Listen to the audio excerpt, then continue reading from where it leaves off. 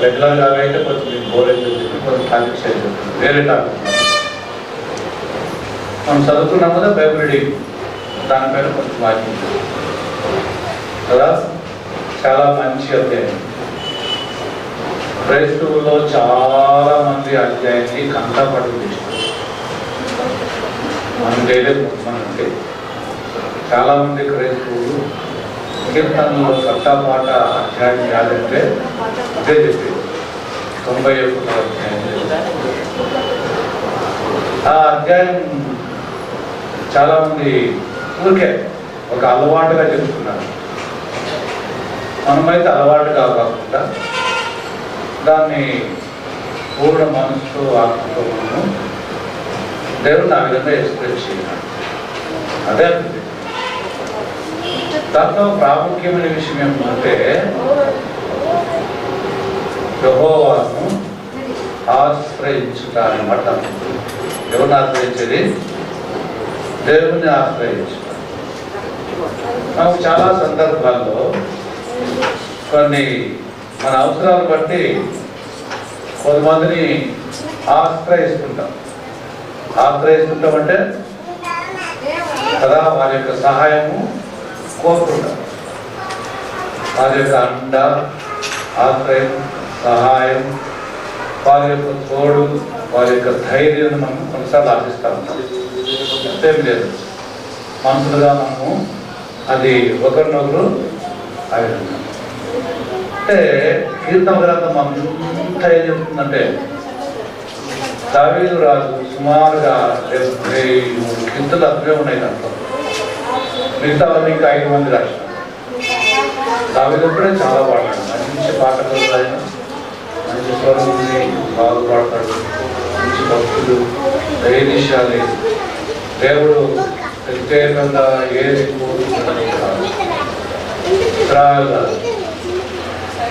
ఆ రాజు, ఆ చక్రవర్తి, ఆ దావీదు రాజు తాను దేవుణ్ణి ఆశ్రయించినప్పుడు తనలో కలిగిన అనుభూతిని అధ్యాయంలో వచ్చింది. ఎంత గొప్ప అనుభూతి చూడండి కదా. మనం కూడా అధ్యాయం బాగా చదవండి. దేవుడు మనల్ని అనేక సార్లు ఆ విధంగా మనల్ని ఆయన ఆదరిస్తాడు. మనం ఆయన్ని ఆశ్రయించినట్లయితే, దేవుణ్ణి ఆశ్రయించినట్లయితే. అందుకే 118 కీర్తనలు అంటాడు, మనుషులు నమ్ముకునడానికంటే యెహోవాను ఆశ్రయించుట మేలు, రాజులను నమ్ముకోవడానికంటే యెహోవాను నమ్ముకునుట, ఆశ్రయించుట మేలు అని మనకి. ఈ విషయాలు కొంచెం ఆలోచించాలి. ఇది చాలా ప్రాముఖ్యమైన విషయం. పాత నిబంధనలో కదా ఇది చాలా ముఖ్యమైనది. మనం దేవుని ఆశ్రయించాలి, ఆయన అండనే మనం కోరాలి, ఆయన సహాయం మనకి కావాలి. ఆయన అండ, ఆశ్రయం మనకు లేకపోతే మనం ఆధ్యాత్మికంగా చనిపోయిన వారిగానే ఉంటాం.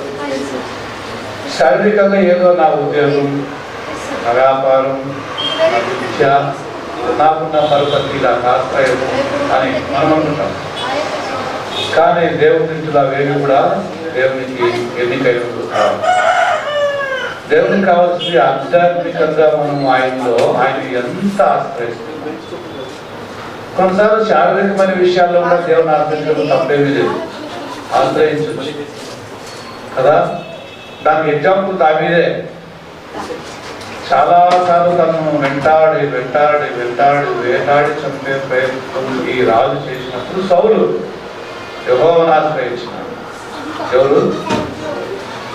దావీదు కాదు, దేవుని ఆశ్రయించినాడు. సౌలు చంపే ప్రయత్నంలో ఉన్నాడు చాలా సార్లు. ఆ విధంగా దేవుడు మనల్ని కూడా మనం ఆయన్ని ఆశ్రయిస్తే ఆయన మనకి అండ, తోడు, నీడ, ఆశ్రయం. 18వ అధ్యాయం యెహోవాను ఆశ్రయించే మనము ఈ మాట దావీదు మాదిరిగా చెప్పాలి. అంత మంచి మాట అంటాడండి. 18వ అధ్యాయం అది కీర్తన గ్రంథం 18వ అధ్యాయం.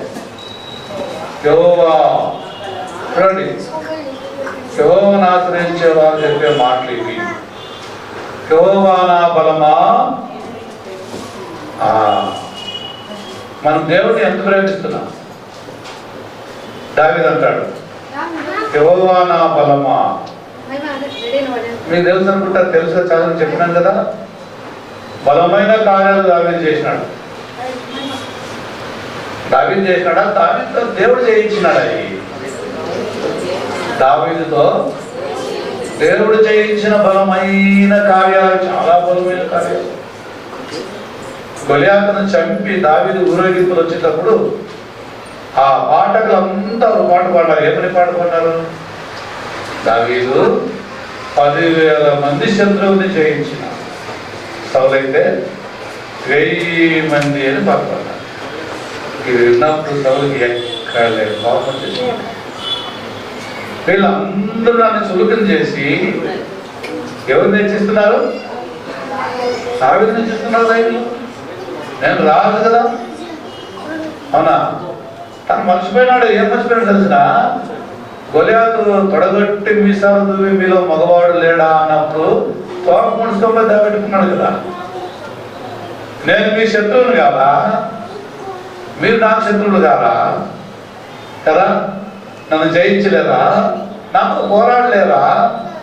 కొన్ని దినాలు, సుమారుగా 40 దినాలంట, అన్ని దినాలు ఛాలెంజ్ చేసుకుంటూ రాండి యుద్ధానికి మీరు మగవాళ్ళైతే అని అట్లా పౌరుషం పెట్టి యుద్ధానికి పిలుస్తున్నారు. తోపుడుస్తూ కూర్చున్నాడు కదా.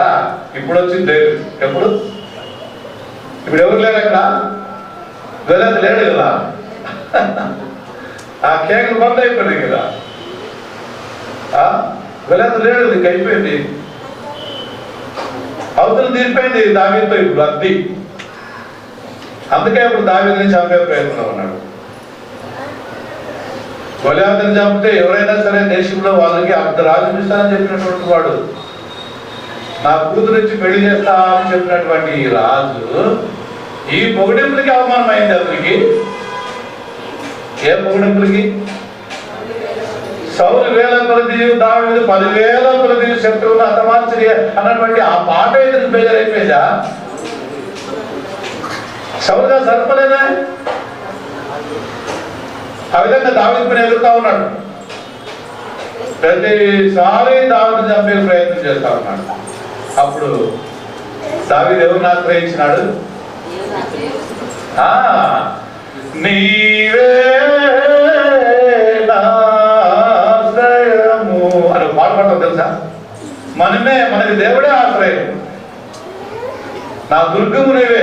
ఇంత మాటలు బలవడేసిన ఎంత మాటలు కింద. యెహోవా నేను నిన్ను ప్రేమిస్తున్నాను. యెహోవా నా శైలం, నా కోట, నన్ను రక్షించువాడు, నా కేడం, నా రక్షణ దుర్గం, నా ఉన్నత దుర్గం, నా దేవుడు. చూడండి, నేను ఆశ్రయించే నా దుర్గం. ఎవరిని ఆశ్రయిస్తాడు దావీదు? చూడండి, ప్రతి ఒక్కటి దావీదు రాజు పైన ఆధారపడ్డాడు. మీరు ఆలోచన చేయండి, ఈ రాజుకి, ఈ చక్రవర్తి అని చెప్పండి ఇంకో మాట, ఈ రాజుకి ఏం తక్కువ ఉందని? బలం తక్కువ, శక్తి తక్కువ కదా, డబ్బు తక్కువ, ధనం తక్కువ, ధాన్యం తక్కువ, ఏం తక్కువ చెప్పు. అందులో కూడా మరి రూపసి మంచి అందగానే కూడా మరి ఏమిట్లో తక్కువ లేనటువంటి ఏ దావీదు యెహోవా పైన ఎందుకు ఆధారపడాలా? దేవుడి పైన ఎందుకు ఆధారపడాలా కదా? మనము ఎప్పుడు దేవుడి పైన ఆధారపడాలి కదా. మనల్ని ఆదరించేవాడు ఆయనే, మన ఆశ్రయం కూడా ఆయనే. 18వ అధ్యాయంలో ఇంత బాగా మాట్లాడుతున్నాడు దావీదు. నా ఆశ్రయం, నా దుర్గం, నా కొండ, నా కోట, నా బలం. 18వ అధ్యాయం కీర్తన 31 వచనం, 46 వచనం మన చూద్దాం. 18 అదే కీర్తనే, 31 అధ్యాయం 31 వచనం. యెహోవా తప్ప దేవుడేడి? మన దేవుడు తప్ప ఆశ్రయము విడిచండి. ఆశ్రయ దుర్గం. దుర్గం అంటే అపాయమే ఇక అక్కడ రాదు కంప్లీట్ గా. అపాయమే ఉండదు కదా. ఇంగ్లీష్ ఫోర్ట్రెస్ అన్నదాన్ని కదా, కాపాడేది. ఏమి ఎండ వాన గాలి ఏది తగులుకోకుండా శత్రువు యొక్క ఆపద కూడా రాకుండా కాపాడడానికి ఆ మాట వాడతాడు. యెహోవా నా ఆశ్రయ దుర్గం 46 వచ్చింది. మరి కీర్తన 18:5 యెహోవా జీవము కలిగిన వాడు, నా ఆశ్రయ దుర్గమైన వాడు, స్తోత్రార్హుడు, నా రక్షణకర్త అయిన బహుగా. అందుకే నేను ఆయన స్తుతిస్తాను బహుగా, అందుకే నేను దేవుడిని ఆరాధిస్తాను, అందుకే నేను ఎక్కువగా ఆయనకే నా ప్రాధాన్యత ఇస్తాను. ఆయన ఆశ్రయం, నీవే నా ఆశ్రయం. దాన్ని ఇంకా ఎంత ఆలోచన చేద్దాం కొంచెం చూడండి. యెషయా గ్రంథంలో 25వ అధ్యాయంలోనా, యెషయా గ్రంథం 25వ అధ్యాయం 3వ వచనం చూడండి. యెహోవాను ఆశ్రయించుట, ఇవన్నీ నుంచి రక్షించుట శారీరకంగా కూడా. 20వ అధ్యాయం 3వ వచనం, యెషయా గ్రంథం 25వ అధ్యాయం 3వ వచనం.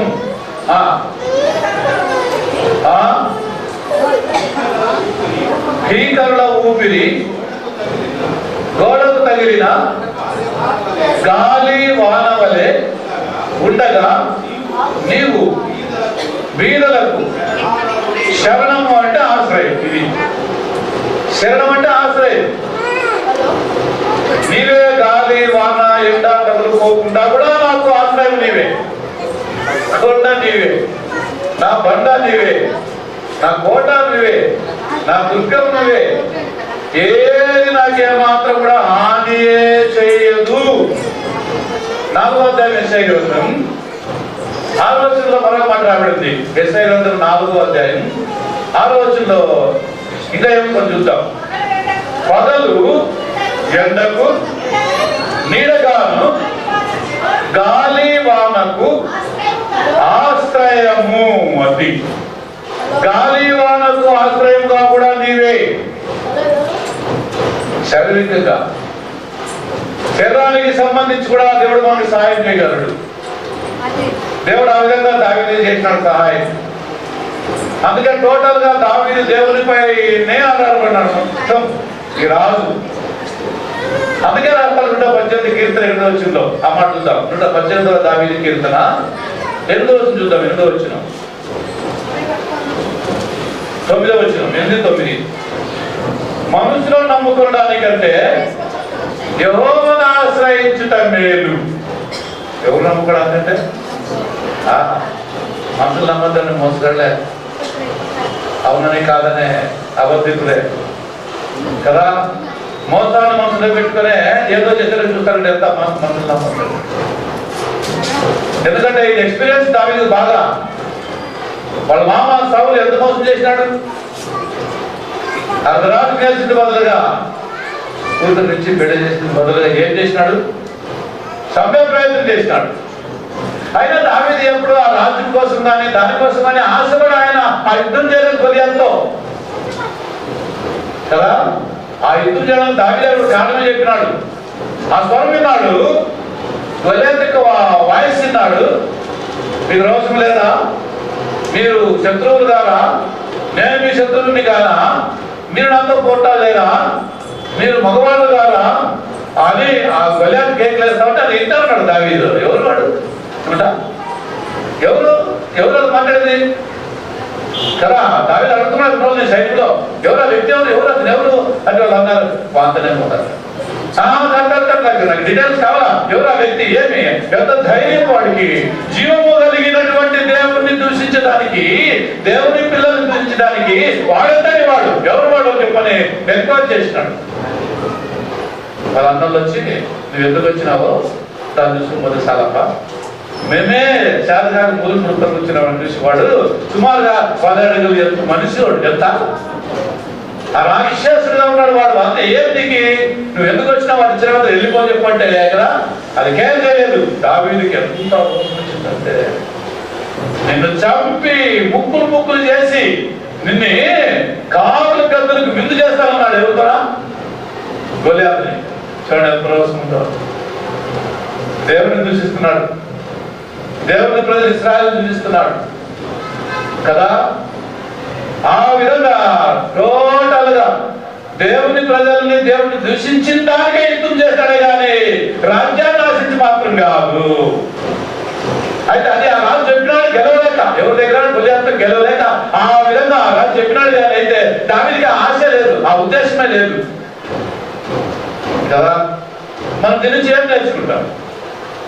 మరి మీరు ఎవరిని ఆశ్రయిస్తారు కదా? గాలి, ఎండ, వాన, నీళ్లు వాళ్ళు తగిలినప్పుడు మీరు ఎవరిని ఆశ్రయిస్తారు? కొలియాత్రాన్ని ప్రమాదాలు, శోధనలు, శత్రువులు భయపడినప్పుడు మరి ఎవరిని ఆశ్రయిస్తారు? ఎవరిని మీరు వెంబడిస్తారు? నా కొండ, నా కోట, నా దుర్గం, నా బలం, నా శృంగం, నేను ఆశ్రయించు నా దేవుడు, నా బలమైన దుర్గం. యెహోవాను దూషించడానికి వీడు ఎవరు అన్నారు దావీదు. అందుకనే చాలాసేపు యుద్ధం చేయాలి. చెబుతున్నా అంటే చాలాసేపు యుద్ధం చేయాలా? అప్పుడు 10 అడుగులు ఉన్నా పర్లే, ఇంకా ఎక్కువ పర్లే, ఎవరైనా పర్లే, కొన్ని నిమిషాలు యుద్ధమైపోయింది. ఒకే ఒక రాయితో కదా పడగొట్టేసాడు కిందికి. ఎవరిని? ఎందుకు చెప్పినాడు ఈ బలియాత్ర అంటే రాజ్యం కోసం గుర్తుపెట్టుకుంటాం. ఇశ్రాయేలుని దేవుడిని దూషించడానికి కదా. ఆ సున్నతి లేనటువంటి ఫిలిష్తీయుడు సున్నతి పొందినటువంటి దేవుని పిల్లలు దూషిస్తాడా? ఈ యుద్ధం నాది కాదు ఏమన్నాడు? ఈ యుద్ధం నాది కాదు అని ఒడిశల్లో రాయి పెట్టి యెహోవాది అని ఒక్క రాయితో పడితే ఎన్ని రాళ్ళంట? ఏరుకొందేమో 5 రాయలు. ఎన్ని ఏరుకొందేమో 5 రాయలు. ఒకే రాయికే ఫినిష్. ఇంకా ఎవరు? ఇంకా 4 రాళ్ళు మిగిలిపోయినాయి. దేవుని యొక్క కృప మనకు ఉండాలని తిమోతికి రాసుకోవాలంటాడు. నా కుమారుడా, క్రీస్తు యేసునందున్న కృప చేత నేను బలవంతుడుగా ఉండాలంటే నీపైనే నీవు ఆధారపడితే, నీ శక్తి పైన, నీ బలం పైన, నీ జ్ఞానం పైన, నీ తెలుగు పైన నువ్వు ఆధారపడినట్టే దిగిన నువ్వు గెలువు. నీకు జయగలదు గ్యారెంటీగా నువ్వు పోతావు.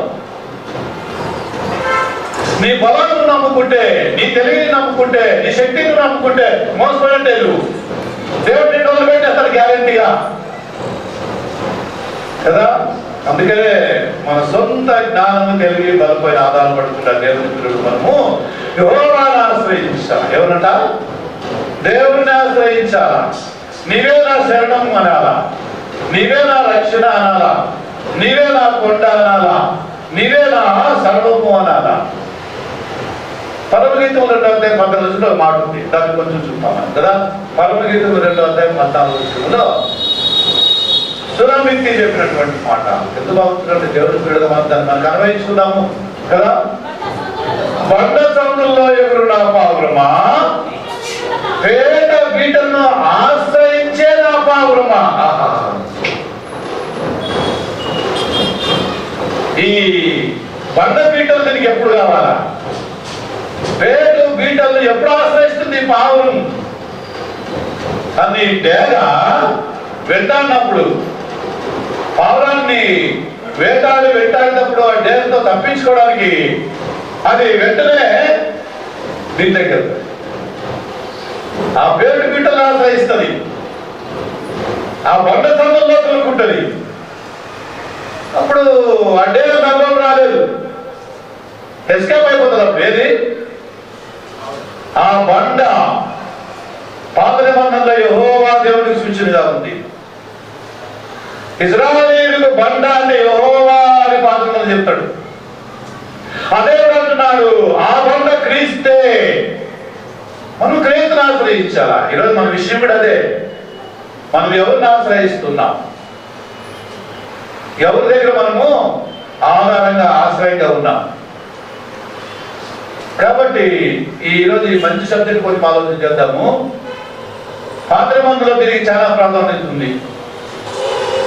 ఇశ్రాయేలు ప్రజలు ఎవరైనా కానీ తెలియక పొరపాటున అన్ఎక్స్పెక్టెడ్ గా అని అనుకోకున్న విధముగా తన సహోదరుని చంపినట్టయితే ఎట్లా? అన్ఎక్స్పెక్టెడ్ గా తనకు తెలియకుండా ఉద్దేశంతో కాకపోకుండా, ఉద్దేశపూర్వకంగా కాకపోకుండా బై మిస్టేక్ ఇతని ద్వారా చనిపోతే గది ఇతను ఏం చేయాల? ఒక ఎగ్జాంపుల్ పాత్ర ఇచ్చినాడు. కట్టెలు నరకడానికి ఇద్దరు బయలుదేరినారు. ఇద్దరు కట్టెలు నరుకుతుండగా అడవిలో ఒకరి గొడ్డలి జారి వాడి పైన పడింది, ఇంకొకరి పైన. వాడు జరిగిపోయినాడు. కట్టెలు నరికేకపోయినారా? చంపుకోవడానికి పోయినారు. వాళ్ళు పని కాకపోయినారు. పని చేస్తూ ఉండగా ఏమైపోయింది? గొడ్డలి జారిపోయింది, ఎగిరి అతని పైన కూడా చనిపోయినాడు. వాడినట్టుగా చంపలేదు కదా, సంపాదన చంపలేదు కదా, కావాలని చంపలేదు కదా. కానీ ఇప్పుడు మనకి ఏం కనబడతాడు? నరహత్య. ఎట్లా? నరహత్య. దేవుని దృష్టిలో అది మరణకరము కాని. అతను వాంటెడ్గా చేయలేదు, దాన్ని ఏం చేయలేదు. కావాలని చంపాలని చంపలేదు, కక్ష పెట్టుకొని చంపాలని ఉద్దేశం చంపలేదు కదా. ఇద్దరు బాగా పని పోయినారు, మాట్లాడుకుంటూ ఇద్దరు మాట్లాడుకుంటూ పోయినారు. ఇద్దరు కలిసి పని చేస్తున్నారు కదా. మరి అన్నప్పుడు ఇట్లా జరిగిపోయింది అన్ఎక్స్పెక్టెడ్ చెప్తుంది. ఇప్పుడు ఇది నేమ్ చేయాల. చనిపోయినాడు కదా, మరి వాళ్ళ బంధువులు ఊరుకుంటారా? వాళ్ళు ఊరుకుంటారా? ఎట్లా చనిపోయింది ఆలోచన చేయరు కానీ అక్కడ ఏం ఆలోచన చేస్తారు వాళ్ళు? మావాడు చనిపోయాడు, మావాడిని ఎవరు చెప్పినారు అని వాని పేరు ఫస్ట్ గారికి ఇక వాళ్ళు వెంటాడతారు కదా. ఎట్లా వెంటాడతారు? గ్యారంటీ ఇంకా ఓడించుకోబోతారు. సంపేదపడుతుంది. అప్పుడేంటంటే మరి శరణి తిరిగి ఇప్పుడు ఇది ఎవరు రక్షించాలా? ఎవరు కాపాడాలా? అందుకనే ఇశ్రాయేలు ఒక పద్ధతి దేవుడు పెట్టేసినాడు. ఏమా పద్ధతి అంటే, ఇలాగా అన్ఎక్స్పెక్టెడ్ గా ఎవరైనా చంపిన వాళ్ళ యొక్క సేఫ్టీ కోసం, రక్షణ కోసం కొన్ని ఆశ్రయపురాలను ఏర్పాటు చేసినారు. ఆశ్రయపురాలంటే ఇలాగా తెలియక, కక్ష చేత కాక, సంపాదన ఉద్దేశం చేత కాక ఎవరైనా చంపితే అది నేరం కాదు కాబట్టి, కోపం వాళ్ళకు ఉంటుంది కనుక ఖచ్చితంగా చంపుతారు కాబట్టి వారిని ఎస్కేప్ చేయడానికి దేవుడే ఏర్పాటు చేసేసినాడు 6 ఆశ్రయపురాలు ఇశ్రాయేలుకి ఇచ్చారు. ఎన్ని ఆశ్రయపురాలుందా? 6 ఆశ్రయపురాలు. అవి యెహోషువ గ్రంథం 20వ అధ్యాయంలో మనకి కనపడతాయి. దాని దగ్గర చూస్తాం కదా, యెహోషువ గ్రంథం 20వ అధ్యాయంలో ఉంటాయి ఆశ్రయపురాలు. ఈరోజు మన సబ్జెక్టు ఆశ్రయపురాలు. ఆశ్రయపురముల్లో దాక్కున్న వానికి రక్షణ, వాడికి చంపబడు. దానికి కొన్ని నియమాలు పెట్టాడు. ఆ నియమాల ప్రకారంగా వాళ్ళ ఆశ్రయపురంలో ఉండాలా. పొలిమేర దాటి ఆశ్రయపురంలోనికి ఎప్పుడైతే అడుగు పెడతాడో ఆ వ్యక్తి, ఆ నరహంతకుడు, ఇక వాడిని వీళ్ళు ఆపేయాలి. ఇంక వాళ్ళు ఆ పొలిమేర దాకా అక్కడ పోలు అయిపోయింది.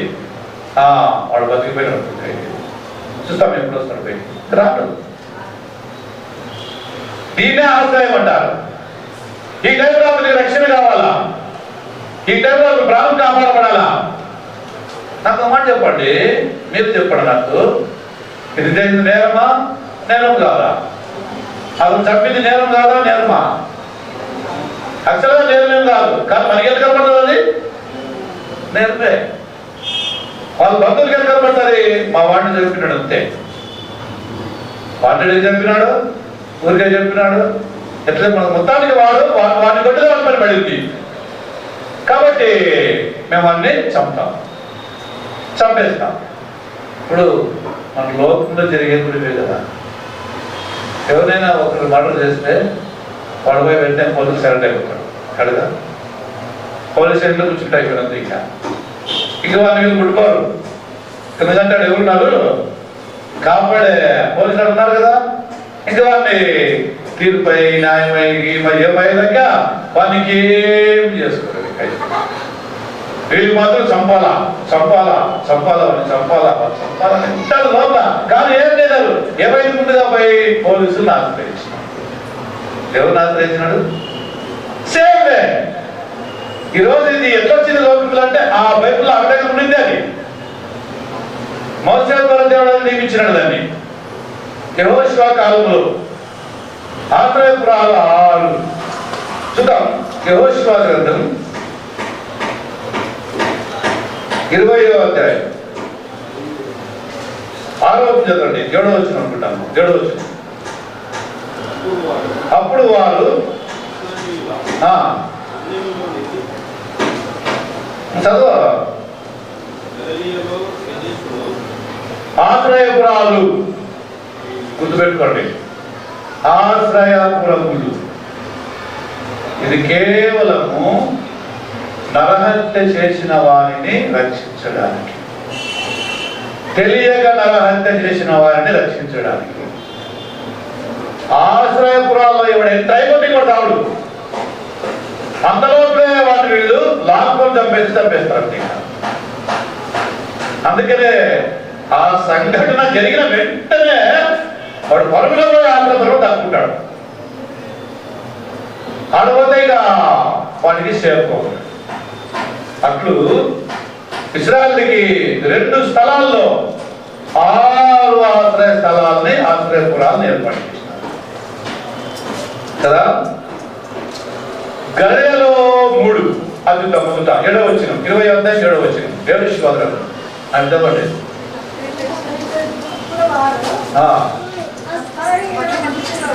నఫ్తాయేలీల మన్యములోను, గలిలయలోని కెదెసులోను, కెదెస్ గుర్తుపెట్టుకోండి కదా. కెదెసులో 1, ఎఫ్రాయిమీల మన్యమందలి షెకెము 2, యూదా వంశస్థుల మన్యమందలి హెబ్రోను కిర్యతర్బా ఈ 3. పట్టపడి ఉంటుంది. కెదెసు 1, షెకెము 2, 3 హెబ్రోన్ లేదా హెబ్రోన్ కిర్యతర్బా అని పేరు. ఈ 3 ప్లేస్లు ఏడంటే, ఈ 3 ఆశ్రమాలు ఎక్కడంటే ఇవి గలిలయ ప్రాంతంలో, అక్కడికి సంబంధించిన వారు అక్కడికి దగ్గరలో ఉన్నటువంటి యొక్క ఆశ్రమాల్లో దాక్కోవాలి. అట్లా ఎస్కేప్ అయిపోతారు. ఇక అట్లా చనిపోతారు. వాళ్ళు చనిపోకుండా బతికించబడతారు. ఈ పాత్ర విషయాల్లో ఈ 3 ఆశ్రయపురాలు, ఇంకొక 3 ఆశ్రయపురాలు చరిత్రలో బాగా ఆలోచన చేస్తే అవన్నీ కూడా మనకి క్రీస్తులో ఉండే రక్షణయే మనకి కనబడతాయి. మన ఆశ్రయపురం క్రీస్తే. ఈరోజు పాత నిబంధనలో ఏ యెహోవా దేవుడిని ఆశ్రయిస్తుండ్రో ఆ యెహోవా దేవుడు ఇదివరకు ఏర్పాటు చేసినాడు. 6 ఆశ్రయపురాలు మీరు ఆశ్రయించండి. గలిలయ ప్రాంతంలో 3, 1 కెదెసులో, 1 షెకెములో, ఇంకోటి హెబ్రోనులో. 2వ భాగంలో 13 ఆశ్రయపురాలు. అది తూర్పు దిక్కున కానానులో యోర్దాను దగ్గర. చదవమంటది. తూర్పు దిక్కున యోర్దానుకు అవతల నుండి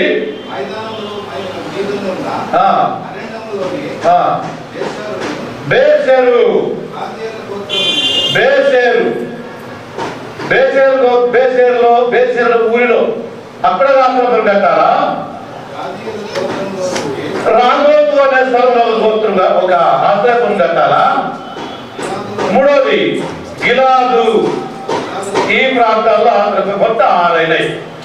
బాగా గుర్తుపెట్టుకోండి. ఆశ్రమాలన్నీ 6 ఆశ్రయపురాలు. ఎందుకు ఈ ఆశ్రయపురాలు? 20 అధ్యాయం గురించి చదివితే మీకు తెలుస్తాయి. నేను చెప్తే టైం ఎక్కువైంది కదా. మరి ఆనాడు ఇశ్రాయేలు ఉన్నటువంటి యొక్క చరిత్రలోను ఈరోజు మనకు కూడా ఏం సంబంధం ఉంది అని ఆలోచన చేస్తే అవి మనకి దృష్టాంతాలు పాత నిబంధనలు అంతే. అప్పుడు కాబట్టి దేవుడు అలాగే చేశాడు వాళ్ళు ఇశ్రాయేలుని. క్రీస్తు పూర్వం ఎప్పుడంటా బిఫోర్ క్రీస్తు పూర్వకానికి రాకముందు మోసే ఆధ్వర్యం తర్వాత యెహోషువ నాయకత్వంలో వాగ్దాన దేశంలో వాళ్ళలో వర్గాలు ఏమైనా జరిగితే ఇవి కంట్రోల్లో ఉండాలా. ఈ ఆశ్రయపురాల్లో వాళ్ళు ఉండాలా. లేకపోతే చస్తారు. ఏమంటారు? చస్తారు, గ్యారెంటీగా చనిపోతారు వాళ్ళు ఇంకా. కాబట్టి ఆ ఆశ్రయపురంలో వాళ్ళు ఆశ్రయించే లోపుగా వాళ్ళు వీళ్ళు చంపాల్సింది. అలాగ జరగకూడదని కావాలని చంపలేదు కాబట్టి, వాంటెడ్గా చంపలేదు కాబట్టి, అది అన్ఎక్స్పెక్టెడ్గా జరిగింది కాబట్టి ఇద్దరు కలిసే పనికి పోయిన అడవిలో కట్టున్నారు కేకి. ఒకరిపైన ఒకరికి ద్వేషమే లేదు. పని చేస్తూ ఉండగా పొరపాటున కొద్దిగా అతని పైన పడి అతను చనిపోయినాడు. అందుకనే అతని మరణానికి పాత్రుడు కాడు, చనిపోవడానికి వీలు లేదు. ఇవేమి కూడా మనసులో ఆలోచన చేయదు కదా. అందుకే దేవుడు కండిషన్ పెట్టేస్తాడు. అందుకే దేవుడు కొన్ని ఇట్లాంటివి ఏర్పాటు చేస్తాడు. అట్లు దేవుడు ఏర్పాటు చేసినటువంటి యొక్క ఆశ్రయపురాలు 6 కదా. ఈ 6 ఆశ్రయపురాలు మనం ఆలోచన చేసేటప్పుడు మనకి యేసుక్రీస్తే కనపడతారు. ఎవరు కనపడతారు? యేసుక్రీస్తే కనపడతారు. ఈ 6 ఆశ్రమ అంతాలన్నీ కూడా ప్రభువుకే సూచన. ఎవరికి? యెహోవా దేవుళ్ళలో కనపడతాయి, తండ్రి దేవుళ్ళలో కనపడుతుంటాయి. ప్రభువులో యేసుక్రీస్తులో రక్షణ పొందిన మనలో ఇవి మనకి ఆయన యొక్క ప్రొటెక్షన్ మనకి కనపడుతుంది. ఆశ్రయంలో మనకి శాంతి లేదు కదా, ఇక మనం లేదు కదా, సాగు లేదు కదా. అయితే బైబిల్ అంటే ఇంట్లో కాబట్టి ఇప్పుడు క్రీస్తు యేసులో ఉన్న వాడికి ఏ శిక్ష లేదు. వీళ్ళెవరు?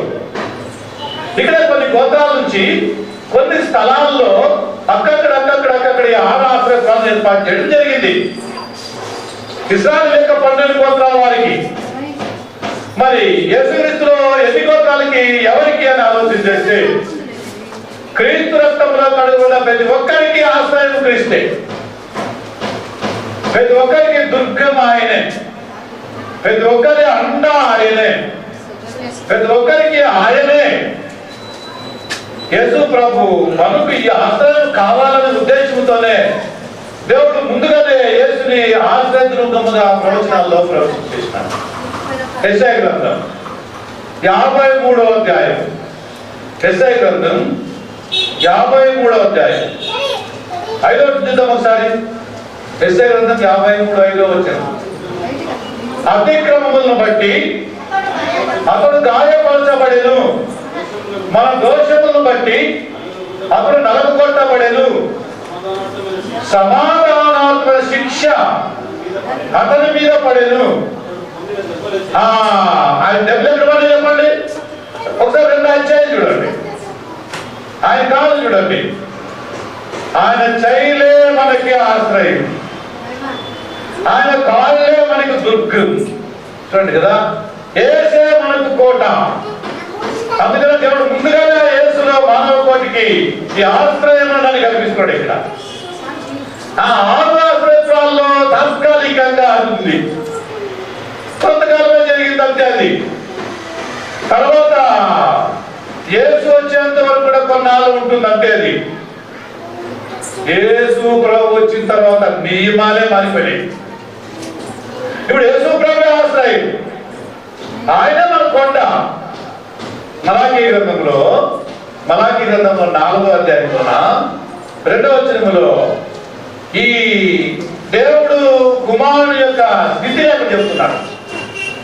యెషయా చెప్పినాడు కదా, సేమే అక్కడ మాట్లాడతాడు. మలాకీ గ్రంథంలో 4వ అధ్యాయం 2వ వచనం చూడండి. నేను మీ కొరకు రాబోయే దినాల్లో అయితే నా నామమునందు భయభక్తులు గల వారికి, మీకు నీతి సూర్యుడు ఉదయించునంటే క్రీస్తు ఉదయిస్తాడా, అతని రెక్కలు ఆరోగ్యము కలుగు చేయును. అతని రెక్కలు, ఎవరు రెక్కలంట? మీకే క్వశ్చన్ అడుగుతున్నా. పాత నిబంధనలో యెహోవా బాహువులు అన్నాడు కదా. ఇంకా నాకు అభివృద్ధి టైం ఎక్కువైతుంది, కట్ చేసుకుంటున్నాను. యెహోవా బాహువు అన్నాడు కదా. ఆయన బాహుబలు చేతులు ఇశ్రాయేలు బయట తెచ్చినాడు కదా. ఆయనే బాహుబలి అంటే తన చేతులతో రక్షించినటువంటి దుర్గము ఆయన యెహోవాయే.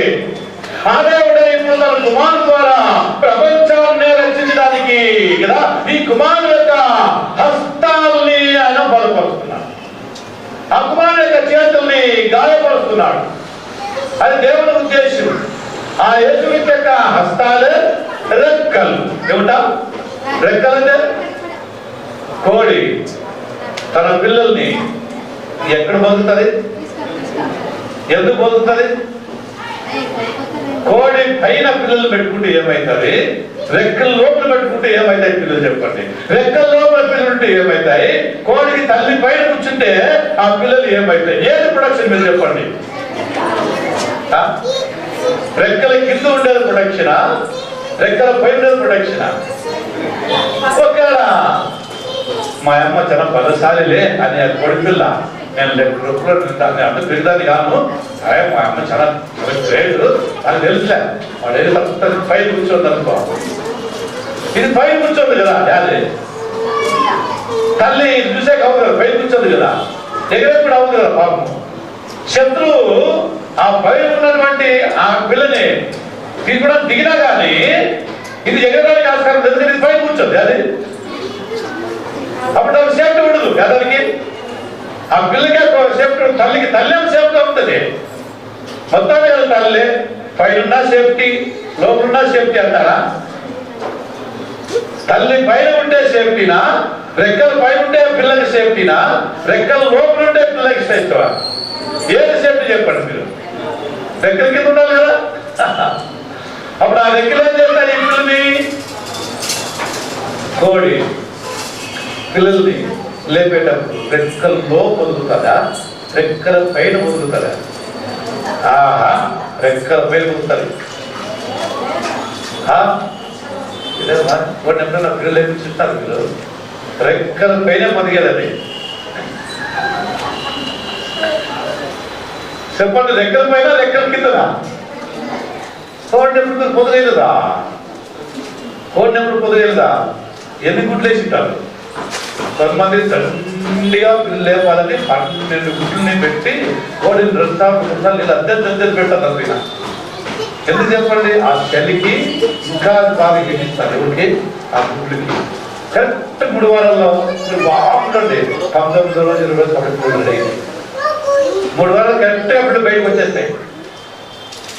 అక్కడ ఈ సేఫ్టీ ఇస్రాయేలుగా చెప్తాడు.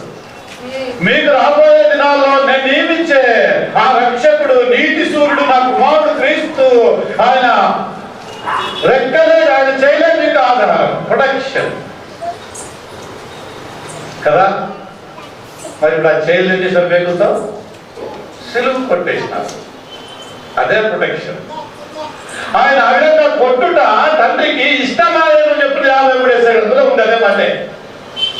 అలా నలుగు కొట్టుట యెహోవాకి ఇష్టమాయను. అలాగే నలుగుట్ట పడకపోతే ఈరోజు మనకి రక్షణ దొరకదు కదా. అందుకనే రూతు గ్రంథంలో మాట్లాడుతుంది యెహోవా దేవుడి గురించి. 2వ అధ్యాయం చూడండి, రూతు గ్రంథం 2వ అధ్యాయం 12వ వచనంలో ఎంత మంచి మాట అంటున్నాడు. బోయజ్ చెప్తున్నమాట. రూతుతో బోయజ్ అంటున్నాడు ఏమని? 12వ వచనం 2:12, యెహోవా నీవు చేసిన దానికి ప్రతిఫలం ఇస్తాడమ్మా. ఇశ్రాయేలు దేవుడైనా ఆయన రెగ్యులర్గా దేవుడికి చేయుడు అని అర్థం. ఇశ్రాయేలు దేవుడని యెహోవా రెక్కల కింద సురక్షితంగా ఉండునట్లు నీవు వచ్చిందివి. ఎక్కడికి వచ్చింది ఇప్పుడు ఆమె? యెహోవా రెక్కల కింద వచ్చింది. ఎవరిమే? రక్షణ పొందిన మనం ఇప్పుడు ఎక్కడికి వచ్చినాం? క్రీస్తు యొక్క ఆశ్రయానికి వచ్చినాం. మన ఆశ్రయం క్రీస్తు, మన రక్షణ కేవలం శృంగం క్రీస్తు. అందుకే మనకి క్రైస్తవులు అని పేరు. వీరి రక్షణ నీతి సూర్యుడినా కదా. ఏమన్నాడు అక్కడ? నీవు యెహోవా రెక్కల కింద సురక్షితంగా సేఫ్ గా ఉండడానికి వచ్చినావు అన్నాడు. ఎవరన్నాడు ఈ మాట? ఎవరితో అన్నాడు? ఎవరు రెక్కల కిందట? ఎవరు రెక్కల కింద? మరి ఇంతవరకు ఏం ఆ రెక్కల కింద ఉంటుందో అది కూడా తెలియదు. రూతు ఇంతకు ముందు ఎవరెవరిలో ఉండిందామె కదా, అమ్మాయో అంతకుముందు ఎవరెవరిలో ఉండిందాయమా మోయాబీరాలు కదా, అంటే విగ్రహాలు అలా ఉంది. మొదట విగ్రహాలనే ముందు పూజ చేస్తారు. వాళ్ళ ఇంటి దేవుడి పేరు ఏం పేరు? కెమోస్. ఇంతకాలము కెమోస్ అండర్లో ఉన్నటువంటి విగ్రహాలే ఇప్పుడు ఎక్కడికి వచ్చింది? జీవము కలిగిన దేవుని చేతి కిందకి వచ్చింది. నేను విన్నాను, బోయదంటాడు, నేను విన్నానమ్మా నీ గురించి, నువ్వు మోయాబీరాలు అని, మీరు విగ్రహానికులని. అలాంటి నీవు నీ స్వజనాన్ని, నీ దేశాన్ని, నీ బంధువులని, నీ సొంత ఇంటిని వదిలిపెట్టి నిజంగా నీవు నీ కారణాల ఊరికి, నీ దేవుడి కాని దేవుడికి, దేశానికి, ప్రజలకు నువ్వు వచ్చేసి ఇంత obedient గా మెంతులు కాపురం చేస్తున్నావు కదా. అది విన్నప్పుడు నిజంగా నేను దేవుడిని చాలా ప్రేమిస్తున్నాను. కాబట్టి నువ్వు భయపడకు, నీవు యెహోవా రెక్కల కింద క్షేమముగా ఉండడానికే వచ్చినావు.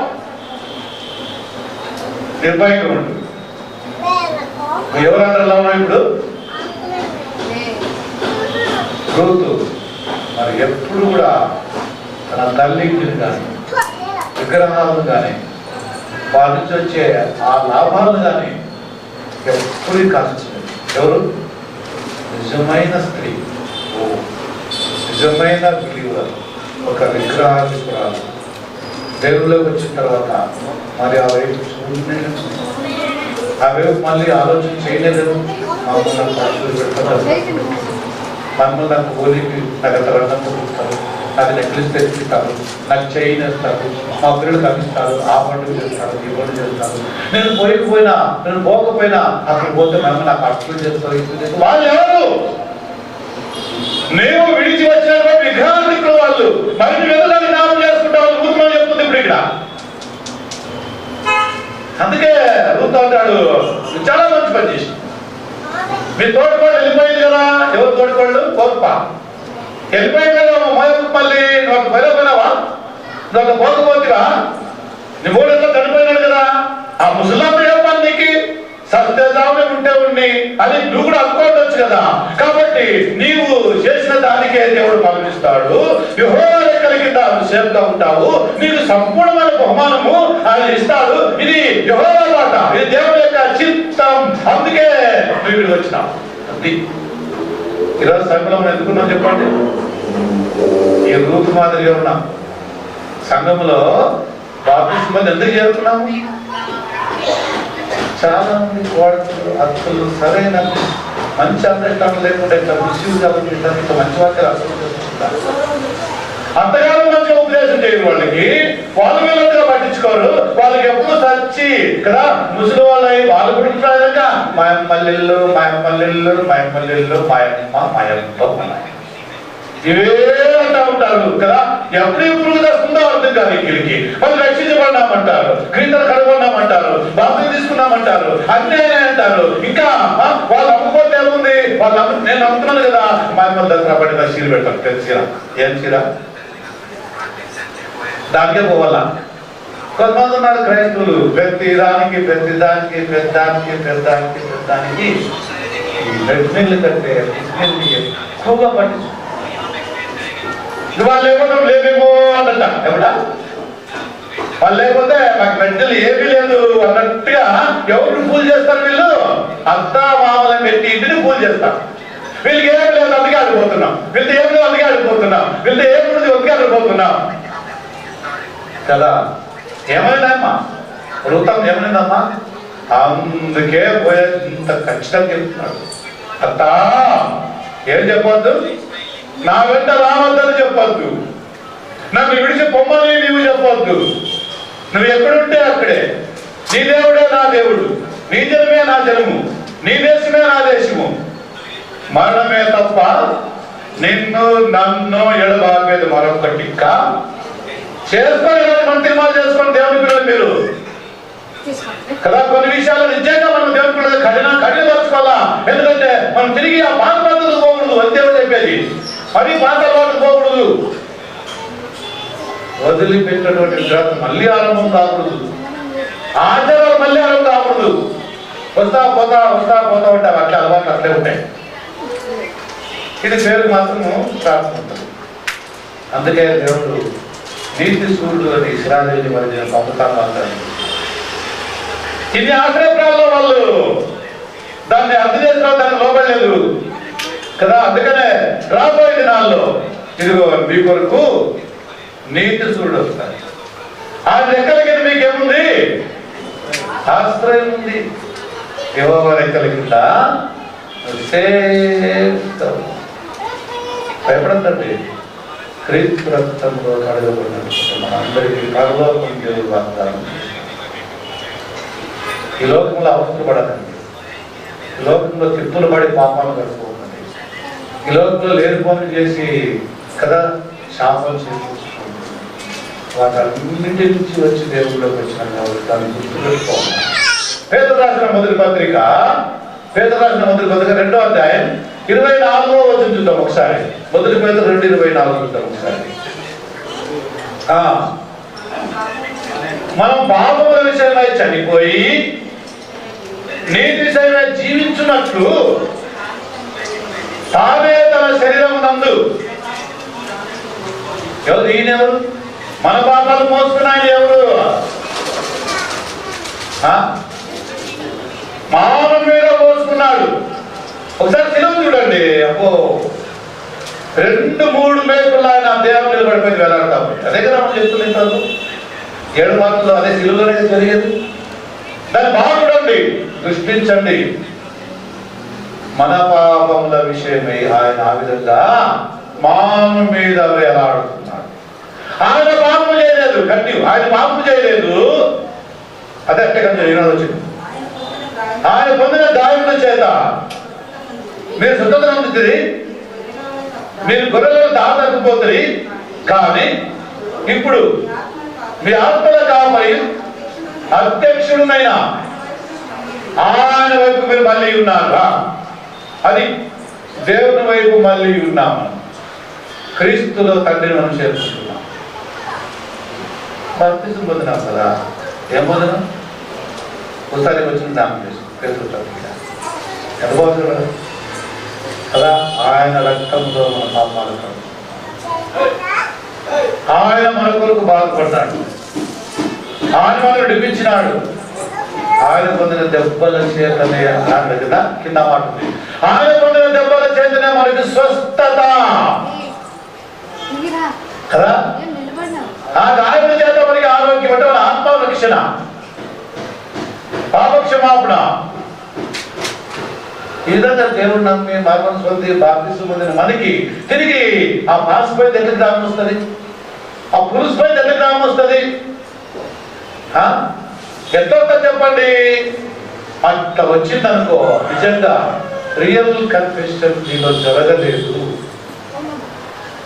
ఊరికే పైపెచ్చిగా ఉన్నారు అంతే. కాబట్టి దేవుడు కాబట్టి మనం దేవుని ద్వారా క్రీస్తు దగ్గరికి వచ్చిన తర్వాత లేదా క్రీస్తులో తండ్రిని ఆశ్రయించిన తర్వాత మనము ఎవరిని ఆశ్రయించాలంట? ఆయన సంకల్పము, ఆయన సంఘంలో మనం ఎప్పుడు చేరుకున్నాం. ఇదే ఆయన యొక్క ఆశ్రయం. క్రీస్తే కదా మనకి, ఆయన సంఘమే కదా మంది, మనమే కదా ఆయన ప్రజలు. మనల్ని ఆయనే కదా రక్షించినాడు. అందుకే 18 కీర్తన అంటుంది ఏమంటది? మనసులు నమ్ముకోవడానికంటే యెహోవాను ఆశ్రయించు. మరి ఇంకా రాములు నమ్ముకోవడానికంటే యెహోవాను ఆశ్రయించడం మేలు.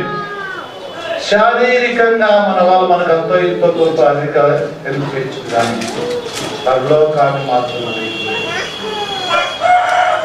పరలోకాన్ని మనకు వాళ్ళేమంటా వాగ్దానం ఎదుగులో పరలోకం వాళ్ళు పక్కన లేదు. వాళ్ళ ద్వారా మనకి ఏమో ఈ లోపలికి మనకి దొరుకుతూ వచ్చారంటే వాళ్ళు దాని తరపులు కాదు కాబట్టి మనకి వాళ్ళ ద్వారా కీర్తనలు ఇంకో మాట చూడండి, 146 కూడా వచ్చిందో. కీర్తన 146 అధ్యాయం కూడా వచ్చింది. కీర్తన గ్రంథం 146:3. రాజుల చేతనైనను నరుల చేతనైనను నీకు కలగదు. ఇది నువ్వు ఎవరిని ఆశ్రయించడానికి సేఫ్టీ లేదు, ప్రొటెక్షన్ లేదు. క్రీస్తులోనే, దేవుడిలోనే, దేవుడి సన్నిధి. ఈ విధంగా పాత నిబంధనలో దేవుడు 6 ఆశ్రయపురం ఏర్పాటు చేసి ఆ ఇశ్రాయేలులో అనుకోకుండా అన్ఎక్స్పెక్టెడ్గా పాపం చేసింది, మన అర్హత్య చేసినటువంటి కాపాడడానికి ఇవే. ఇప్పుడు రాసుకోండి 6 ఆశ్రయపురాలు. నంబర్ 1 కెదెస్. ఎవట? కెదెస్. ఇది గలిలయ ప్రాంతంలో ఉన్నటువంటిది మొట్టమొదటి. ఆ పరిసర ప్రాంతాల్లో నమోదు చేసిన వాళ్ళు ఇక్కడ అనుకోదా, లేకపోతే చనిపోతారు వాళ్ళు కదా. కెదెస్ అనగా పరిశుద్ధత. ఎవట? పరిశుద్ధత, హోలీ. క్రైస్తవులు ఎవరు? యెహోవా దేవుడు ఎవరు? క్రీస్తు ఎవరు? ఆత్మ ఎవరు? పరిశుద్ధ ఆత్మ అంటాం కదా. క్రీస్తు కూడా పరిశుద్ధుడు కదా, యెహోవా దేవుడు కూడా పరిశుద్ధుడే కదా. దానికి సంబంధించి మాట కెదెస్ అనగా పరిశుద్ధత, హోలీనెస్. ఏమంటే పరిశుద్ధత? కెదెస్ అంటే హోలీనెస్. కెదెస్ రాసుకున్నారా? ఇది గలతీయ 1 కెదెస్. కదా, కెదెస్ అంటే పరిశుద్ధత. రెండవ చూద్దాం. రెఫరెన్స్ యెహోషువ 27 వచ్చింది. అన్నిటికీ అదే, 6 కూడా అదే. దేవుడు ఎందుకు వచ్చిన 9 లెక్క. రెండవది షెకెం. కదా, యెహోషువ 27, అది కూడా అదే వచ్చింది. షెకెం ఇది కూడా ఏ ప్రాంతంలో ఉంటుంది?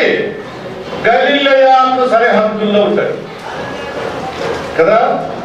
షెకెం అనగా భుజం, షోల్డర్, భుజాలు, బరువును సూచించేది.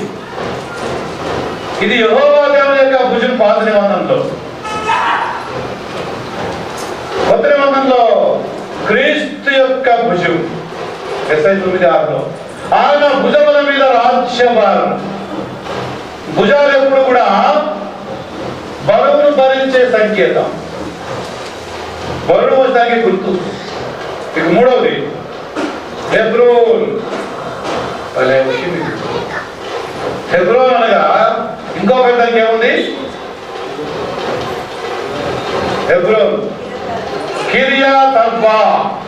కిర్యత్ అర్బా అన్న హెబ్రోను అన్న అర్థము సహవాసం.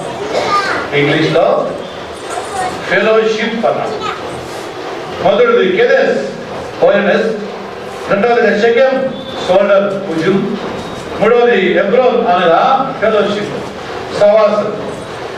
ఇవన్నీ మనకి సూచింది అనమాట. మన సహవాసం ఎవరితో? తండ్రి దేవుడితో, కుమారుని క్రీస్తుతో, పరిశుద్ధాత్మ. దీనిని దేవుని యొక్క సహవాసం అంటారు. మనం ఈరోజు యేసుక్రీస్తులు ఏమైతే ఈ జీవులు పొందుకున్నామో వీటన్నిటికీ సంకేతంగా అక్కడ 6 కట్టుబడ్డాయి. అవి వాళ్ళకి కొంతకాలమే, ఇప్పుడు అమలు లేవు. క్రీస్తు అయితే మనం భగవంతుడు చేరేంత వరకు కూడా ఆయన మనకే ఆశ్రయం, మన కోట, మన దుర్గం ఆయనే. ఇక మనం క్రీస్తులో ఉన్నట్టయితే ఎడబాటే లేదు కదా, విడుబడి అనేదే లేదు కదా. అసలు ఆయన విడిచిపెట్టడు. నేను ఎప్పుడు ఉండాలో నా సేవకుడు కూడా అక్కడే ఉండాలన్నాడు ఆయన. 14 యోహాను శాస్త్రం. నేనున్న స్థలంలో అక్కడ మీరు ఉండాలని, అక్కడ నా మహిమ మీరు చూడాలని తిరిగి నేను మీకోసము అప్పుడు మీ ఫెలోషిప్ ఎట్లుంది అనే కోసం వస్తారు. ఇక నాలుగవది ఏ ప్రాంతం ఇది? యోర్దాను ప్రాంతంలో, అదే ఎరికో దగ్గర యోర్దాను, ఎరికో అక్కడే యోర్దాను వచ్చేది, ఎరికో దగ్గర వచ్చేది. ఆ విధంగా యోర్దాను అద్దరిని 3 కదా.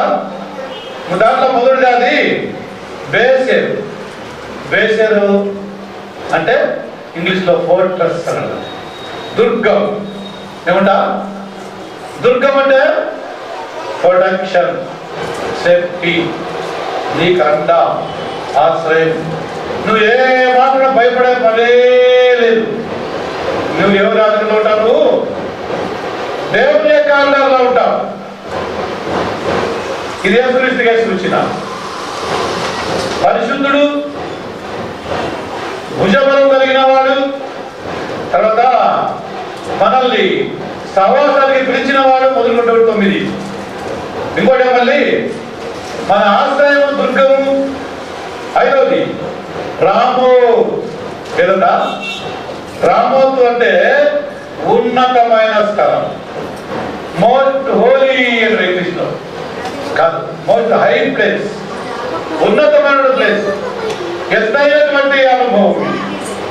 ఈ ఎత్తైన అనుభవంలో యేసుక్రీస్తు సాధించుకుంటాడు. చాలా సార్లు వాక్యం చెప్పినప్పుడు, ప్రార్థన చేసినప్పుడు, బోధించినప్పుడు ఎత్తైన స్థానాలు ఎక్కువగా కోరుకుంటాడు. రూపాంతరం కొండ చూడండి కదా, మత్తయి సువార్త కొండ మీద ఆయన ప్రసంగం. ఆఖరికి ఆకాశానికి భూమికి మధ్యలో సిలువ అనే ఎత్తైన స్థలంలో ఆయన బోధిస్తా ఉన్నాడు. రామోతుకు సూచన. ఇది రామోత్ అంటే ఉన్నతమైనటువంటి స్థలం. యేసుక్రీస్తు అందరిలో అన్నిటికంటే ఉన్నతమైన వాడు ఆయన. ఆఖరికి 7వది గోలాన్.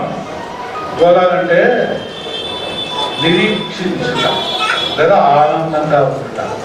దేని కొరకట? మనం ఏ విషయం నిరీక్షిస్తా ఉన్నాం? మన నిరీక్షణ ఏమి? తీర్పు 2:10 ఉంది కదా, మన శుభప్రదమైన నిరీక్షణ క్రీస్తు యొక్క 2వ రాకడ. 2వ రాకడ కోసం మనం సిద్ధంగా ఉండాలా. ఇది క్రీస్తు యొక్క నిరీక్షణ, క్రైస్తుల యొక్క నిరీక్షణ. మరి మీ నిరీక్షణ ఏముంది? గుర్తుపెట్టుకోండి. మళ్ళీ చెప్తాం, మొదటి నుంచి కొంచెం. ఫస్ట్ కెదెస్ అనగా పరిశుద్ధత. 2వది షెకెం అనగా భుజబలం లేదా భుజం. 3వది హెబ్రోన్ అనగా సవాసం. 4వది బేసేరు అనగా కొండ, దుర్గం, శృంగం, కోట, ఆశ్రయం. తర్వాత 5వది రామోతు అనగా ఉన్నతమైనటువంటి. 6వది అది గోలాన్ అనగా ఆనంద ప్రవాహం లేదా నిరీక్షణ, ఎదురు చూచుట కదా. ఈ 6 అర్థాలు వేసే, ఈ 6 అర్థాలు యేసుక్రీస్తులో కనపడతాయి. మన యేసుక్రీస్తుని వీటన్నిటి ధ్యానించడానికి ముందు అవన్నీ యెహోవా దేవుల్లో కనపడతాయి, తండ్రి దేవుల్లో కనపడతాయి. ఈ సందర్భంలో కొన్ని నిమిషాలు ఫస్ట్ మాత్రం చూద్దాం. యాది మొదటిది అది కెదేష్. రాసుకున్నారా? రాసుకున్నారా? నంబర్ 5 కదా, నంబర్ 3 కదమ్మా. ఫస్ట్ అది, మరి 3వది అది, ఆఖరిది అది కదా. గుర్తుపెట్టుకోండి, ఈ 6 క్యారెక్టర్లు వేసుకుంటారు. ఎవరివి? ఈ 6 దైవికమైన గుణాలు క్రీస్తువే. ఈ 6ని బట్టి మనం ఆలోచన చేసినప్పుడు ఆయనలో దైవత్వం ఉంది. ఆయన దేవుని కుమారుడు లేదా దేవుడు, దేవుడితో సమానుడు, అద్వితీయుడు అన్నటువంటి యొక్క మీనింగ్లు ఇచ్చేదే ఈ 6 కూడా. కాబట్టి యేసుక్రీస్తు సూచించేవే ఈ 6 పదాలు. 1 కెదెసు, 2 షెకెము, 3 హెబ్రోను, 4 బేసేరు, 5 రామోతు, 6 నేను చూడలే కదా, నేను చెప్పండి అర్థండి. అర్థం చెప్పండి. 1 2 3 4 వేసారు 5 4 కన్వర్ట్ చేస్తారు ఇవి. ఇప్పుడు నంబర్ 1 చూద్దాం. కొంచెం చాలు, ఈరోజు కారు కావు. నంబర్ 1 మాకు పడుకుంటాం. ఇప్పుడు టైం అయింది, కన్వర్ట్ అయింది. 10 కదా.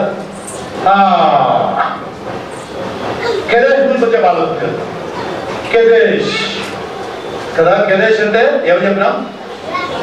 పరిశుద్ధత. అంటాడు పరిశుద్ధత లేకుండా ఎవరు ప్రభుని చూడు. మనోడు పరిశుద్ధులుమా కామా?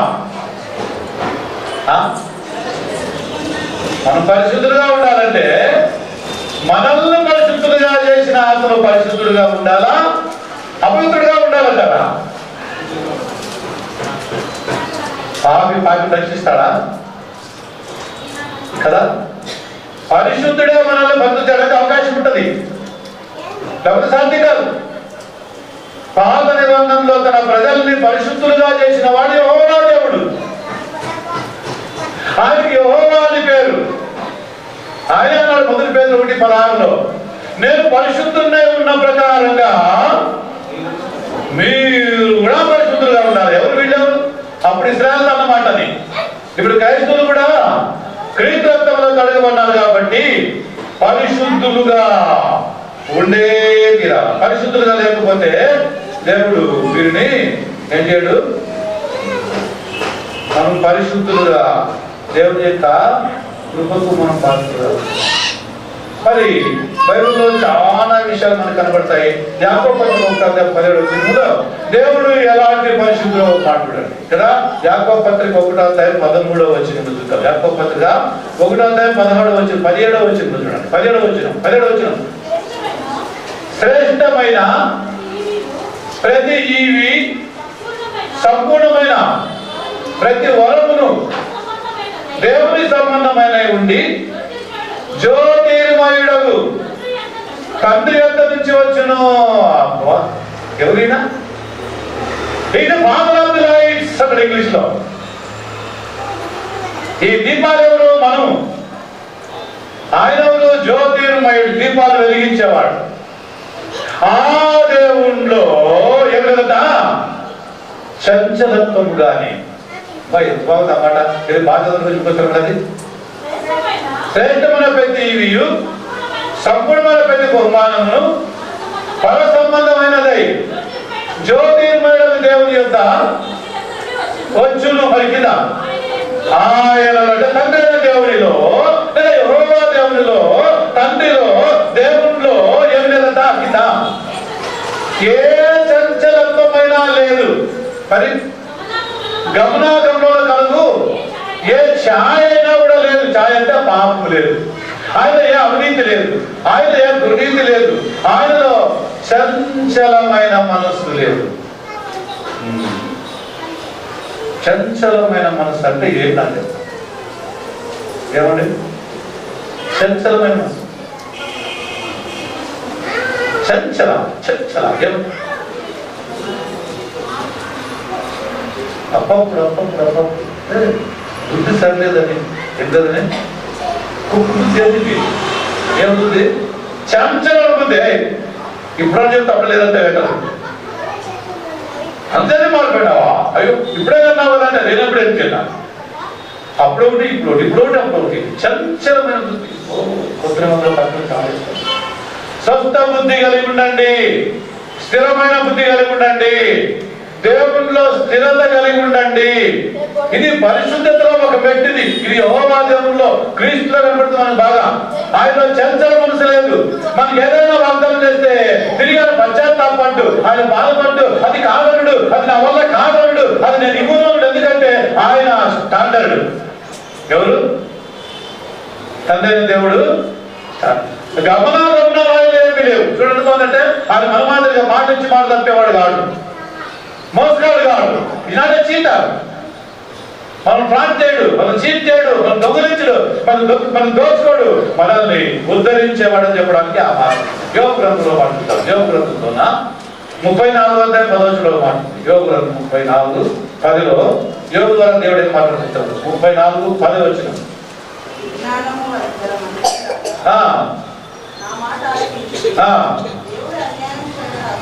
దేవుడు ఏమి చేయట అసంభవం అంటే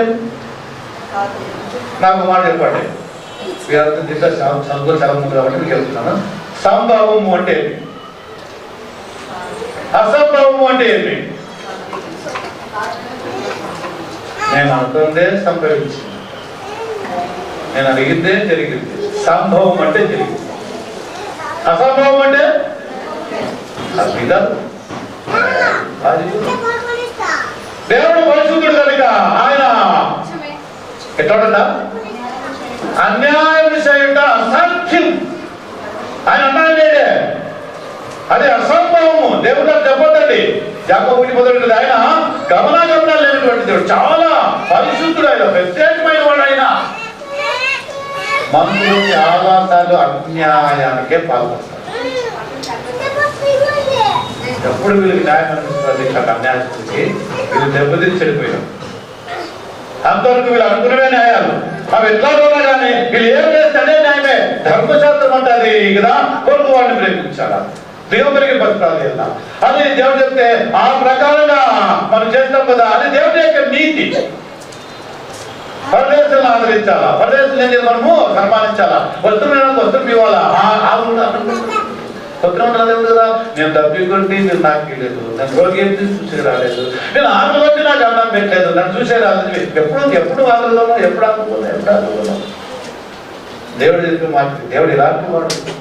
మనమైతే ఏ తోకలట, మనకి ఏది ఇష్టమైతే అదే న్యాయం, మనకి ఏది జరిగితే అదే న్యాయం. దేవుడు ఇక్కడ ఉందా లేదా, దేవుడు నొప్పుకున్నా అన్న బిజినెస్ నాకు ఇది సరిపోయింది, ఇదే న్యాయం. అట్లా చాలా మంది అన్యాయాన్ని న్యాయం చేసి ఇప్పుడు బాధపడేవాళ్ళు చాలా మంది, ఇబ్బంది పడేవాళ్ళు చాలా మంది ఉన్నారు. దేవుడి నీతిని ఎరుగుక, దేవుడి నీతిని స్థాపించుకోక ఎవరికిందంటే దాని చేదంటారు. సర్వశక్తుడు దుష్కార్యం చేయుట అసంభవము. మరి జెఫన్యా గ్రంథము 3:5 న్యాయానికి సంబంధించిన విధులను ఆయన కంటే ఎక్కువ ఎవరు ఎరుగరు. న్యాయ సంబంధమైన విధులు దేవుడు ఇది న్యాయం అని చెప్పినప్పుడు మనము దాన్ని ఒప్పుకోకపోతే మనమే అన్యాయం. దేవుడు న్యాయం. 2 తిమోతి 2:13 కొత్త మందంలో చూడండి, సుమారు అందరూ సంఘానికి సంఘంలో న్యాయం ఉండాలి. చూడండి 2 తిమోతి 3:13 దేవుడు తన స్వభావాలకు విరుద్ధంగా అది ఏమి చేయడు. ఉందన్నమాట. 2:13 2 తిమోతి. మనం నమ్మదగిన వారమైనాను, ఆయన నమ్మదగిన వాడు ఉండును. ఆయన చూడండి మనగారు తన స్వభావములకు విరుద్ధంగా ఆయన ఏం చేయడం పరిశుద్ధుడు. ఎవరు? కెదేశం మాట కలుపుతుంది. ఆయన పరిశుద్ధుడు. క్రీస్తు ప్రభువుల న్యాయం తిరస్కరించేస్తున్నాడు. ఏమన్నాడు ఆయన? ఏమన్నాడు? మీలో పాపం లేని వాడు మొట్టమొదటి ఆమె రాయి వేయండి అన్నాడు. చూడండి ఎంత న్యాయం. మీలో పాపం చేయవాడు మొదటి ఆమె రాయి వేయండి. ఏ పాపం చేయని వాడు, వాళ్ళందరూ పాపలను ఒప్పుకున్నారు దేవుడు కాడ. దేవుడు న్యాయవంతుడు. క్రీస్తు న్యాయం కనబడుతుంది. మీకేం తోస్తుంది అని ఆయన అన్నాడు. సరే ఇది న్యాయం కాదు, ఇది మీద వస్తాడు. నా మాటనే న్యాయం, నాదే కరెక్ట్, ఇది కాదు ఇశ్రాయేలులారా అన్నాడు దేవుడు. అంటాడు చేదు తీపని కాదు, తీపి చేదని, వెలుగు చీకటని కాదు, చీకటి వెలుగని మీరు తిరుగు తెలుస్తున్నారు కదా. అవి న్యాయం కాదే కాదు, అవి న్యాయమే కాదు, అన్యాయం అవన్నీ కూడా. తీపి తీపే, చేదు చీదే, వెలుగు వెలుగే, చీకటి చీకటే, చెబుతా అబద్ధం అబద్ధమే, మంచి మంచి. మీరు ఏం చేస్తే అవి అవే. అంతేగాని మీరు అన్యాయాన్ని న్యాయంగా అప్రూవ్ చేస్తే దేవుడు ఉంటాడు. అందుకే యాకోబు 5:9 అంటది న్యాయాధిపతి వాకిట్లో ఉన్నాడు. ఎవడున్నాడు? ఆయన క్రీస్తు. న్యాయాధిపతి వాకిట్లో ఉన్న న్యాయం చేస్తారు ఖచ్చితంగా, తప్పదు. 22:11 అన్యాయం చేయడం అన్యాయమే చేయండి, అపవిత్రుడు అపవిత్రుడా ఉండి కదా, నీతిమంతుడు నీతిగా ఉండి అట్లే ఉండి. ఇదిగో నేను త్వరగా వస్తున్నాను, వానికి సిద్ధపరిచిన జీతం నేను న్యాయం చేస్తాను. 2 కొరింథీ 5:10 మనందరం కూడా క్రీస్తు యొక్క న్యాయపీఠం ఎదుట ప్రత్యక్షం కావాలా. ఇది కెదెస్, ఇది కెదెస్, అక్కడ ఆశ్రయపురం. ఇప్పుడు మన కెదెస్ ఎవరు చెప్పండి?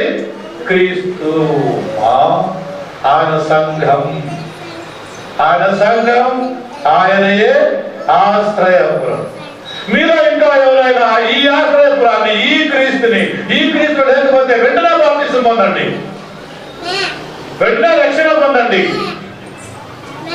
ఆశ్రయం పొందండి, రక్షణ పొందండి, ఉగ్రత తప్పించుకోండి, ప్రమాదం తప్పించుకోండి. యెహోవా దేవుడు ఇలాగ పరిశుద్ధుడు, క్రీస్తు ఇలాగ పరిశుద్ధుడు. ఒక మాట చూద్దాం, కీర్తన గ్రంథం త్వరగా టగటగటగటగట. కీర్తన గ్రంథం 20:6 కీర్తన 26, కీర్తన గ్రంథం 20:6. యెహోవా అతని అభిషిక్తుని రక్షించునని ఇప్పుడు తెలియను,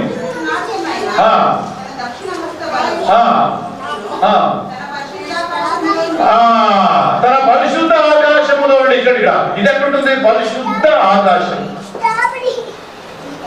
3 ఆకాశాలు రోజు చెప్పింది, ఇక్కడ చెప్పేది పరిశుద్ధ ఆకాశం. తన పరిశుద్ధ ఆకాశములో నుండి అర్థమేమి? పరలోకంలో నుంచి కదా. ఇది ఆయన ఆకాశములు పరిశుద్ధములు అయినా. కీర్తన గ్రంథం మళ్ళీ కంటిన్యూగా 47:8 47:8 47:8 కీర్తన 47:8. దేవుడు అన్యుల రాజే ఉన్నాడు. దేవుడు ఆయన సింహాసనం కూడా పరిశుద్ధమైందే. అయ్యో, పరిశుద్ధమైందంటే దుమ్ము ధూళి గబ్బనుకుందని కాదు అర్థం. అక్కడ సపరేట్ అయింది, ప్రత్యేకమైంది. ఆయన పరిశుద్ధుడు, ఆయన ఆకాశం పరిశుద్ధమైంది, ఆయన సింహాసనం పరిశుద్ధమైంది. ఇంకా ఏ పరిశుద్ధమైనవి? 49వ కీర్తన గ్రంథం 7వ వచనం. ఎవడును ఏ విధము చేత విమోచించలేడు, కుళ్ళు చూడకుండా బ్రతుకున్నట్లు వారి నిమిత్తం దేవుని సన్నిధిని పరిశుద్ధపరచువాడు ఎవడు లేడు. అది దేవుని సన్నిధిని పవిత్రపరచువాడు ఎవడంటే దేవుడు ఒక్కడే. పరిటాకి కీర్తన గ్రంథం 98వ అధ్యాయం 1వ వచనం. 98:1 యెహోవా ఆశ్చర్యకారులు చేసి ఉన్నాడు, ఆయన గురించి కొత్త కీర్తన పాడుడి. ఆయన దక్షిణాస్తం, ఆయన బావు కూడా పరిశుద్ధమైంది అంట. మీరు గుర్తుపెట్టుకుంటారు, ఆయన గుర్తుపెట్టుకుంటారా? ఆయన పరిశుద్ధుడు, ఆయన ఆకాశం పరిశుద్ధమైంది, ఆయన సింహాసనం పరిశుద్ధమైంది, ఆయన చేయుడు, ఆయన బావులు కూడా పరిశుద్ధమైనవి. అంటే సపరేట్, ప్రత్యేకమైనవి, అందరి మాదిరి కాదు. ఆయన కృపా కటాక్షములు, దయా దాక్షిణ్యములు కలిగిన, నీతి హస్తాలు కలిగిన వాడు యెహోవా దేవుడు. అవే చేతులే క్రీస్తు ఉమ్మేసినాడు, బురుదు చేసినాడు, ఆ బురద వాడికి అన్నిటి పూసినాడు. పోయి శిలోయ మన కోనేరులో ఆయన చేతులతో బురద చేసినాడు. అది ఆ బురదని కళ్ళకు పూసినాడు. అది పోయి శిలువ నోట కడుక్కోన్నాడు. అది ఆయన చేతులు పరిశుద్ధమైనవి, ప్రత్యేకమైనవి. ఎంత గొప్ప దేవుని చేతులు పడ్డాం కదా. మనం కెదెస్ గా దేవుడు ఉండాలి. తండ్రి దేవుడు కెదెస్, కుమారుడైన క్రీస్తు కెదెస్, పరిశుద్ధాత్ముడు కెదెస్. మనం కూడా కెదెస్ అంటే పరిశుద్ధులుగా మనం ఉండాలని చెప్పిన వాక్యం చెప్తుంది కదా. ఇంకా 105వ కీర్తన 42వ వచనం. 105వ కీర్తన 42వ వచనం చూడండి. ఏదైనా ఆయన వాగ్దానాలు పరిశుద్ధమైనవే. ఏమని ఇప్పుడే కదా. ఇప్పుడు నాకు లైవ్ చెప్పండి, ఏమేమి ఆయన పరిశుద్ధమైంది?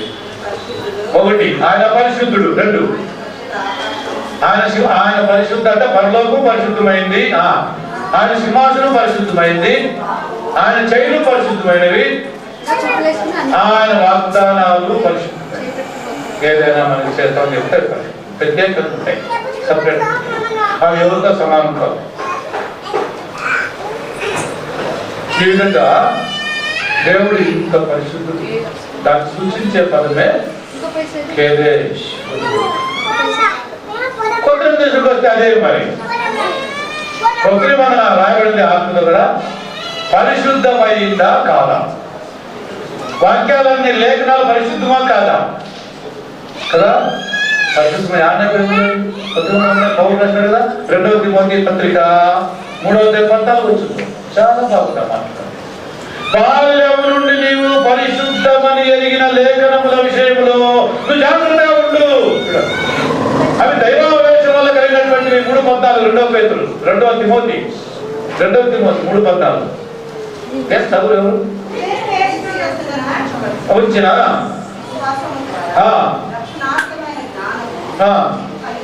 కలిగించటకు శక్తి గల చూడండి లేఖనాలన్నీ పరిశుద్ధమైనవి. అందుకే మనం క్రీస్తు సందర్భంగా సరిగాది కావాలి. ఇంకా చాలా మంది పాఠము ముగియాలంటే ప్రయత్నం జరిగింది. కెదెస్ దేవునికి కావాలా, కెదెస్లో ఒక ఆశ్రయపురం ఆయనకి కావాలా, ఆ ఆశ్రయపురాల్లో నరహంతకులు కావాలా, ఆ నరహంతకులకి ఆ శిక్ష విధించబడాలి. మనందరం కూడా అపరాధం చేత పాపం చేత చనిపోయినట్టు.